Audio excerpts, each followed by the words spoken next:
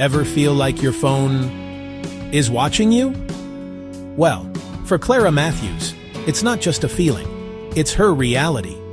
She works at Solara Tech, where every employee gets a company smartphone loaded with networked AI agents that monitor, well, pretty much everything.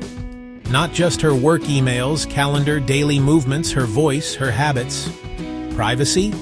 That's a luxury she can't afford. Clara wants to jump ship. She's got an interview lined up with Z Corp. If Solara finds out, she's toast.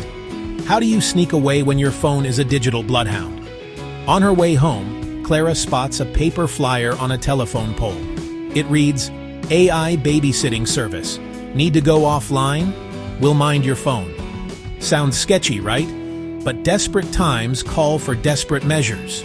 She calls the number. Meets the AI nanny at a dim cafe. The babysitter's job? Mimicking her voice, tapping through her apps, faking her footsteps with clever audio loops. It's like hiring a stand-in, but for your digital self. Handing over her phone feels like handing over a piece of her soul. She steps out toward her interview at Z Corp and feels something rare: freedom. No pings, no digital eyes, just her, alone with her thoughts and the thrill of a new beginning. Is this the future of privacy, or just a new way to run from the machines? For Clara, it's a breath of relief in a world that never stops watching.